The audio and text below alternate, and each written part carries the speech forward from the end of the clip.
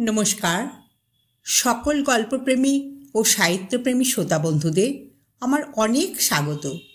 আমার আজকের নিবেদন সুনীল গঙ্গোপাধ্যায়ের লেখা একটি ছোট গল্প, চোর আর সাধু। রাত তখন গভীর। নদীর ধারে এক সাধু বাবা তখনও জেগে আছেন। তার সামনে জ্বলছে ধুনির আগুন, তার ওপাশে একটা মরার মাথার খুলি। সেই দিকে একদৃষ্টে তাকিয়ে সাধু বাবা মনে মনে কথা বলছেন। এটাই হলো তার ধ্যান। বেশ জ্যোৎস্না আছে, আকাশে অনেক তারা, হাওয়া বইছে ঠান্ডা ঠান্ডা। এই সময় সবাই আরামে ঘুমোয়, শুধু সাধুরাই জেগে থাকে। না, শুধু সাধুরা নয়, চোরেরাও জেগে থাকে এই রকম সময়। পেছনে কিসের শব্দ হতে সাধু বাবা মুখ ফিরিয়ে তাকালেন। একটা লোক এই দিকেই দৌড়ে আসছে। লোকটা একেবারে সাধু বাবার ওপর হুমড়ি খেয়ে পড়ে হাঁপাতে হাঁপাতে বলতে লাগলো, বাবা আমাকে বাঁচান, দয়া করুন, আর পারছি না। সাধু বাবা বললেন, আরে ওঠো ওঠো, কি হয়েছে বলো, কারুর অসুখ? লোকটি বলল, না সাধু বাবা, পুলিশ আমায় তাড়া করেছে। 5 দিন ধরে পালিয়ে পালিয়ে বেড়াচ্ছি, কিন্তু আজ আর রক্ষে নেই, পুলিশ এই জঙ্গলে ঢুকে পড়েছে। এখান থেকে আর বেরোতে পারবো না আমি। সাধু বাবা চঞ্চল হয়ে বললেন, পুলিশ কেন? পুলিশ তোমায় তাড়া করেছে কেন? তুমি কি অপরাধ করেছ? লোকটি বলল, বিশেষ কিছু করিনি বাবা, একদিন শুধু ভুল করে একটু চুরি করে ফেলেছি, তারপর থেকে পুলিশ আমার পিছু ধাওয়া করেছে। সাধু বাবা বললেন, ভুল করে চুরি করে ফেলেছ? তাহলে তো তোমায় শাস্তি পেতেই হবে। চোরটি বলল, শুধু শাস্তি নয় সাধু বাবা, 2-1 বছরের জেল আমি খাটতে রাজি ছিলুম, কিন্তু একটা মেয়ের গলা থেকে সোনার হার টেনে খুলে নেবার সময় সেই মেয়েটা দম আটকে মারা গেছে। সেই জন্য পুলিশ ধরতে পারলে আমায় ফাঁসি দেবে। সাধু বাবা একটা দীর্ঘশ্বাস ফেলে বললেন, তাহলে আমি তোমায় বাঁচাবো কি করে? চোরটি বলল, আপনি আমাকে আশ্রয় দিন, এখানে কোথাও লুকিয়ে রাখুন। সাধু বাবা বললেন, এখানে কোথায় তোমাকে লুকোবো? আমি একা একা থাকি, পুলিশ তোমাকে দেখলেই বুঝবে। দূরে একটা জিপ গাড়ির আওয়াজ শোনা যেতেই চোরটি বলে উঠল, ওই ওই যে এসে পড়ল। সাধু বাবা, আপনি পুণ্যাত্মা লোক, আপনার সামনে ওরা আমাকে ধরে নিয়ে যাবে, আপনি আমার মৃত্যুর জন্য দায়ী হবেন। আপনি দয়া করুন, একটা কিছু ব্যবস্থা করুন। সাধু বাবা উঠে দাঁড়িয়ে বললেন, আর তো বেশি সময় নেই, পুলিশের কাছে আমি মিথ্যে কথা বলতে পারবো না।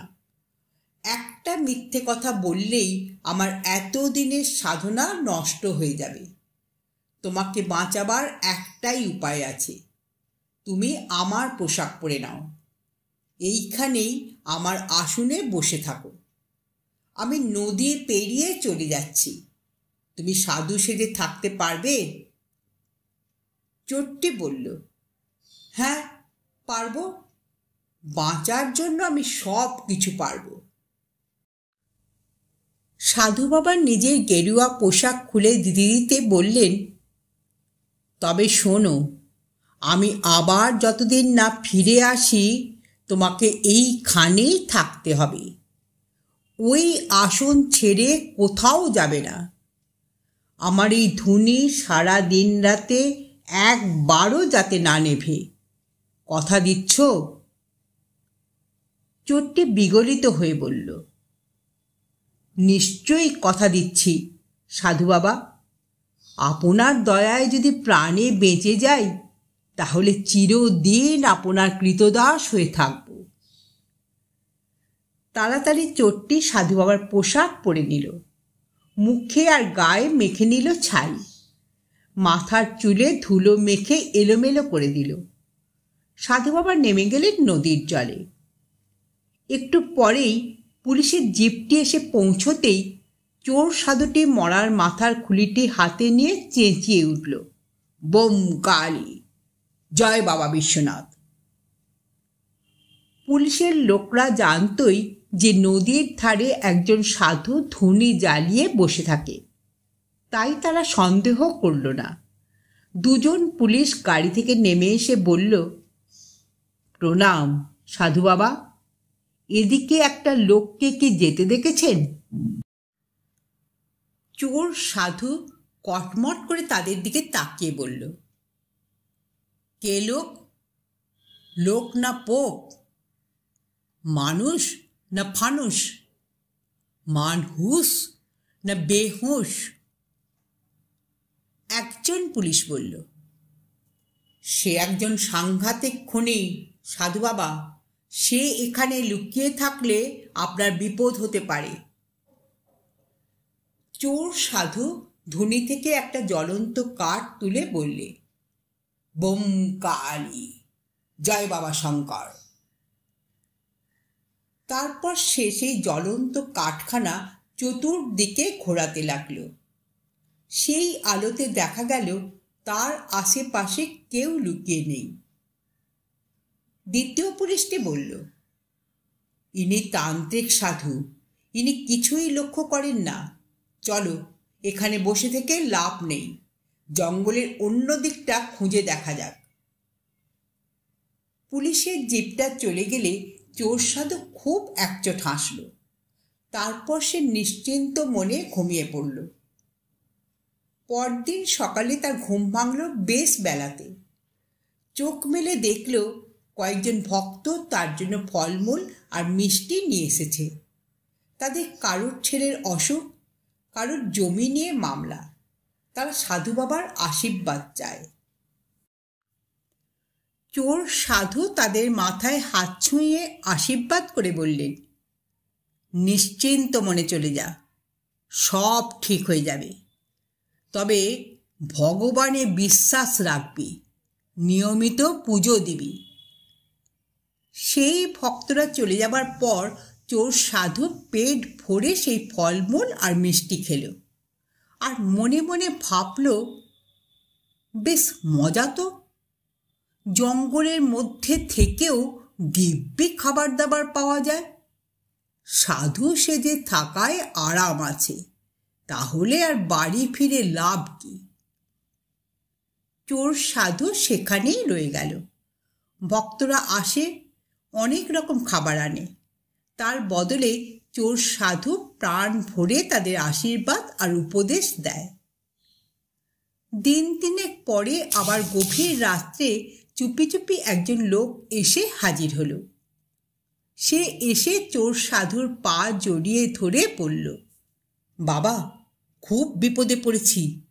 পুলিশ আমাকে সন্দেহ করেছে, এবারে আমার বাড়ি সার্চ হবে। তুমি আমার এই জিনিসগুলো কয়েকদিনের জন্য রাখো। সেই লোকটি একটা পুঁটলি খুলে অনেকগুলো সোনার হার, দুল, চুড়ি, আংটি বার করে রাখল। একসঙ্গে অত দামি দামি গয়না দেখে চোর সাধুর চোখ লোভে চকচক করে উঠল। সে বলল, ওরে বাবা, এত সব দামি জিনিস আমি রাখবো, তারপর আমার ওপর যদি পুলিশ হামলা করে? অন্য চোরটি বলল, তোমাকে কে সন্দেহ করবে বাবা? তুমি তান্ত্রিক সাধু, পুলিশও তোমাকে ভয় পায়। পুলিশ আজ ভোরে আমার বাড়ি তল্লাশি করে যদি কিছু না পায়, তাহলে আমি কালই এসে এগুলো নিয়ে যাব, তোমাকে প্রণামী দেব। চোর সাধু সেই গয়নার পুঁটলিটা নিয়ে রাখল নিজের আসনের তলায়। পরদিন কিন্তু সেই চোরটা আর ফিরে এলো না, তার পরের দিনও না। সে নির্ঘাত পুলিশের হাতে ধরা পড়ে গেছে।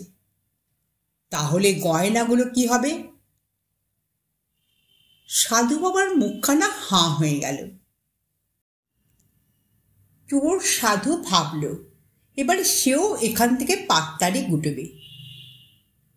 এই জঙ্গলের মধ্যে থাকতে আর ভালো লাগছে না। শুধু ফলমূল আর মিষ্টি খেয়ে কতদিন থাকা যায়? ভাত, মাছের ঝোল খেতে ইচ্ছে করছে। পরদিন দুপুরবেলা আসল সাধু বাবা এসে উপস্থিত হলেন। চোর সাধু তাকে দেখে উঠে দাঁড়াতেই আসল সাধু বললেন, কিরে বেটা, ঠিকঠাক আছিস তো? ধরা পড়িসনি তাহলে? চোর সাধু বলল, আপনার আশীর্বাদে প্রাণে বেঁচে গেছি সাধু বাবা। আসল সাধু বললেন, আমি কয়েকদিন নানান গ্রাম ঘুরলাম। এদিকে পুলিশের উপদ্রব কমে গেছে। পশ্চিম দিকে দুটো বড় বড় ডাকাতি হয়েছে। পুলিশ সেই দিকে মন দিয়েছে। তুই এক কাজ কর, নদী পার হয়ে উত্তরে চলে যা। সেখানে ট্রেন লাইন পাবি। ট্রেন ধরে চলে যা কোনো বড় শহরে। তাহলে পুলিশ আর তোর পাত্তা পাবে না। চোর সাধু বলল, ঠিক বলেছ সাধু বাবা, তাই যাব। তার আগে তোমার জিনিস সব বুঝে নাও। সব ঠিকঠাক পাহারা দিয়েছি। চোর সাধু তার বসবার আসনটা সরাতেই দেখা গেল সেখানে একটা গর্ত।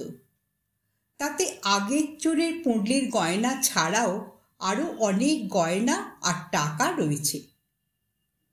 আসল সাধু সেসব দেখে খুশি মনে বললেন, বাহ, তুই খুব বিশ্বাসী। তোর মুখ দেখেই বুঝেছিলুম পুলিশ আমি পছন্দ করি না। তাই সেদিন পুলিশ এসে পড়াতে তোর ওপর ভার দিয়ে সরে পড়েছিলুম। তুই যে ঠিকঠাক দায়িত্ব পালন করেছিস সেজন্য তোকে পুরস্কার দেব। এই নেই। তিনি দুখানা গয়না এগিয়ে দিলেন চোর সাধুর দিকে। চোর সাধু বলল, এর বদলে তোমাকেও আমি একটা গয়না দিতে চাই সাধু বাবা। চোর সাধু ছট করে তার জামার তলা থেকে বার করল একটা রিভলভার আর একটা হাতকড়া। রিভলভারটা সাধু বাবার কপালের দিকে তাক করে বলল, খবরদার, পালাবার চেষ্টা করলে তোমার মাথাটাও ওই মরার মাথার খুলি হয়ে যাবে। হাতকড়াটা সাধুর হাতে পরিয়ে দিয়ে বলল, অনেক দিন থেকেই আমরা সন্দেহ করেছিলুম তুমি চোরাই মালের কারবার করো। এবারে হাতে নাতে ধরা পড়লে।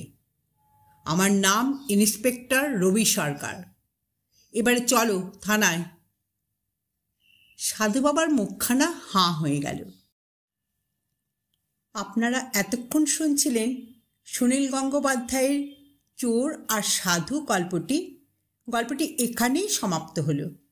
যদি শ্রোতা বন্ধুদের আমার গল্প পাঠ ভালো লেগে থাকে তাহলে অবশ্যই একটা লাইক দেবেন এবং পাশের মানুষের সঙ্গে গল্পটি শেয়ার করবেন।